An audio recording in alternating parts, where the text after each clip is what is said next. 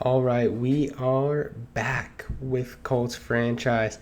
And starting off, we do have a breakout scenario for Andrew Saunders. So we're going to try to get that for him. He stepped up big in Jonathan Taylor's absence, and we hope maybe we have a really good developmental backup running back on our hands.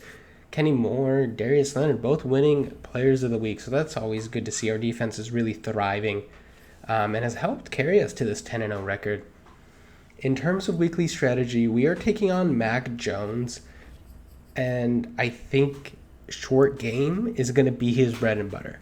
In terms of our defense, without Jonathan Taylor, you think we go with the pass because we have Rodgers, but I'm actually going to focus on the run, try to get Saunders to that star dev. So as you see, everything is really going to revolve around achieving that star dev this week.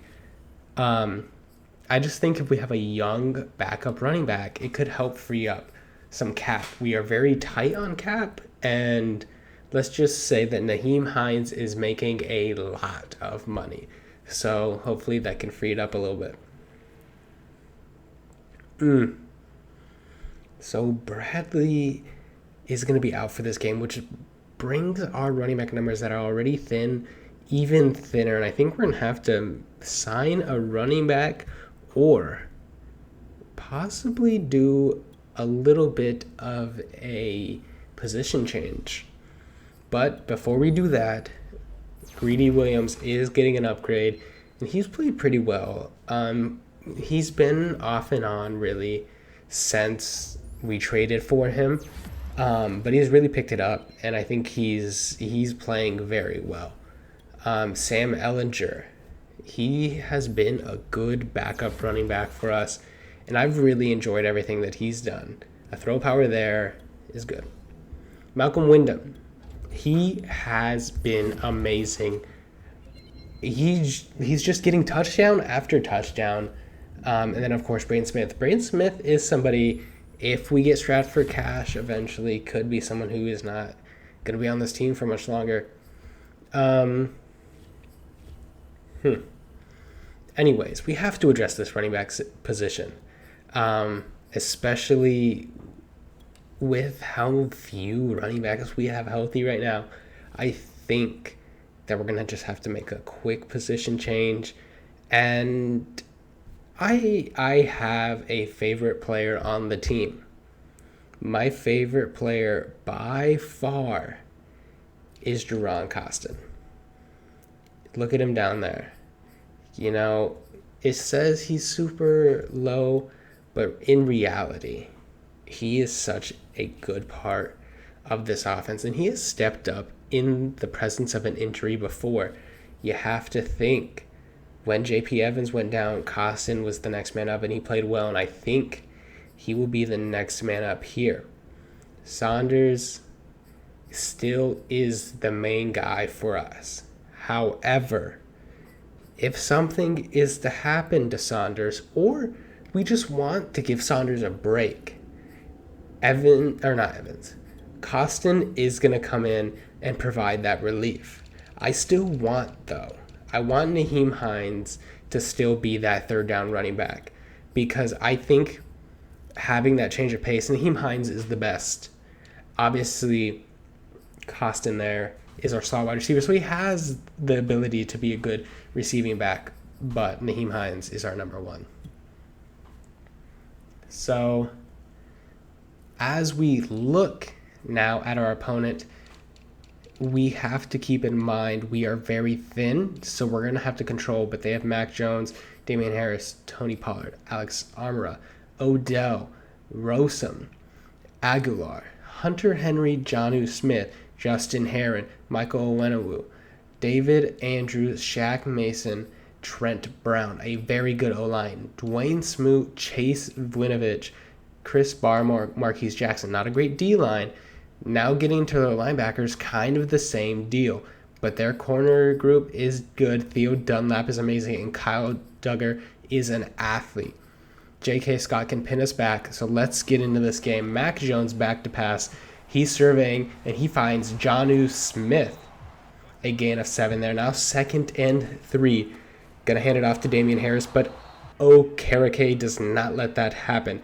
3rd and 4 now. Darius Leonard over the middle, both offense and defense making some adjustments. And dropping back is Mac Jones, who finds his superstar wide receiver there. Now again, 1st and 10, Hunter Henry, both tight ends getting involved pretty early. Good for them. However, this Colts defense is going to need to find an answer, and this is going to be a draw play. Damien Harris finds some good room, and this Colts defense looks uncharacteristically on their toes. A little bit of word vomit.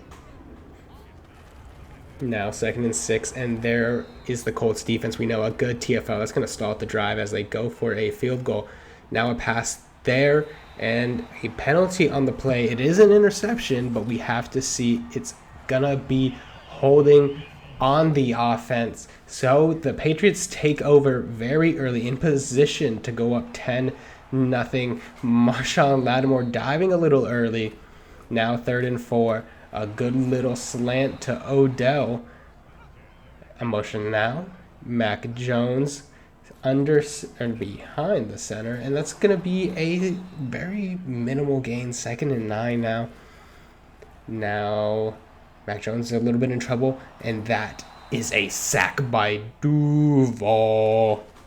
Now 2nd and 23, almost intercepted, but a good bit of defense played by Odell.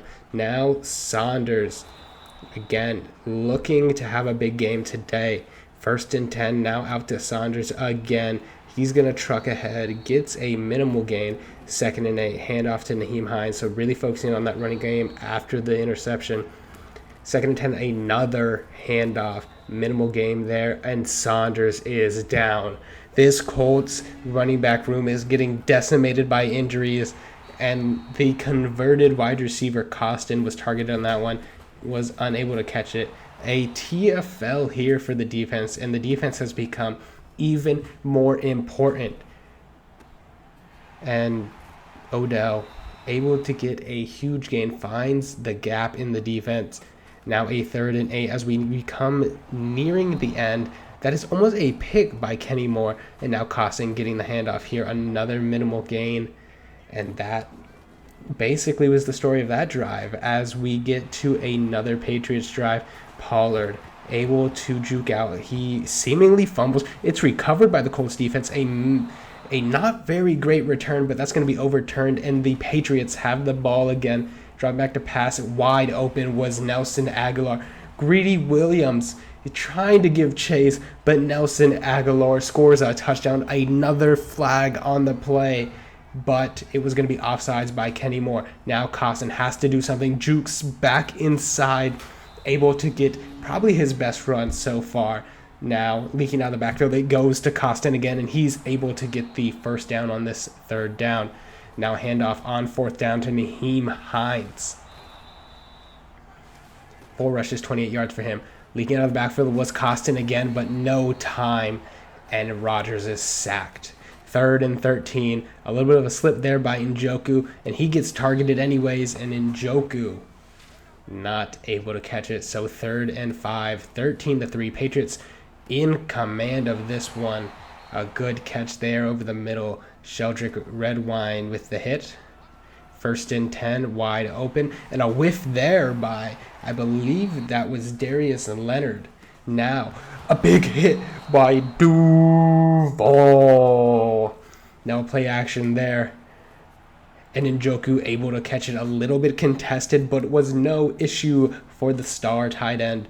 1st and 10 at the 43. Slants. Looks like J.P. Evans comes open, and is this the turn? Was that hit stick fumble the turning point of this game? Because Rodgers is heating up, and that one goes to Costin. Converted wide receiver running up the middle now. He's looking like a natural. His first couple runs, not very great, but he just set up Nyheim Hines for that touchdown. And speaking of Nyheim Hines, he's able to get it on the very next drive. Okay, 2nd and 2 now. The Colts are heating up, but that's going to cool them down. Chase Winovich with the sack. 3rd and 5. looking, surveying, dropping back. J.P. Evans able to get the catch, and he's running down the sideline, and he gets down to the 1. Now, first and goal from the 1. A fullback dive to Wyndham. How many times have we seen that? 2nd and 8. Lots of time, and he is able to make an incredible throw and an incredible catch for Jonnu Smith, but that doesn't matter because the drive stalls. Now, Jerron Costin really showing why maybe he should be a permanent running back. You know, you can never have too many, but when you have Jonathan Taylor, how are you going to get these other running backs on the field? Doesn't matter. We should think about getting more DBs on the field because Hunter Henry was wide open on that one. 2nd and 12 at the 28, and a toe tap there by Nelly. 2nd and 7. A couple people open over the middle. Mac Jones to Tony Pollard for the touchdown. Now tied up 20-20, end of the 3rd, and that's another interception by this Patriots defense. Rodgers being a little careless with the football today.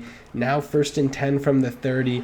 A little bit of a weak tackle there by Darius Leonard, and Tony Pollard's able to turn a loss into a big gain. Now over the middle is Odell. This Colts defense needs to come up with answers, but they can't, and Hunter Henry scores there. Now 1st and 10 with a chance to tie it. Rodgers running up, slides down, gets down to the 39. Now Rodgers back to pass again, and over the middle is J.P. Evans. This rookie has been electric and very reliable. Now Rodgers throwing it deep to Costin, and he might be the most underrated player in this game because he has come in and played exceptionally well running the ball, and right there he shows it. After the penalty, he's able to run it in for his first career rushing touchdown. Now, after a few plays and a few stalled drives, the biggest mistake of the game. Costin fumbles, which gives the Patriots a chance to win it. Now underneath, a big hit there by Blackman, but it gets the Patriots the first, which is what matters. 2nd and 9. Mac Jones able to throw it to Odell. They are down to the 31.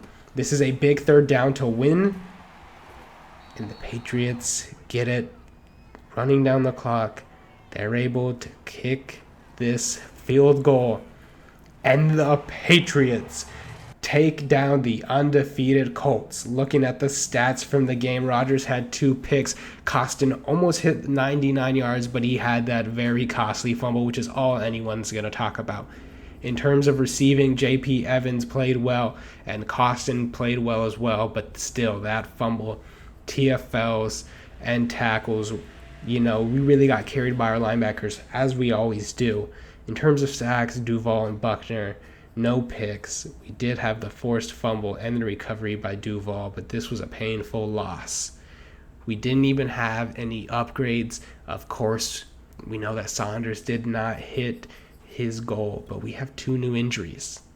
One of them is Saunders, who is going to be out for 4 weeks, which means that this is Jerron Costin's backfield. We have a lot of injuries right now, and this team is going to need to step up. There's a lot of backups playing, and they're really going to need to become the starters. They can't think like they're backups. They need to think like starters, and they're going to have a chance to prove it against the Houston Texans.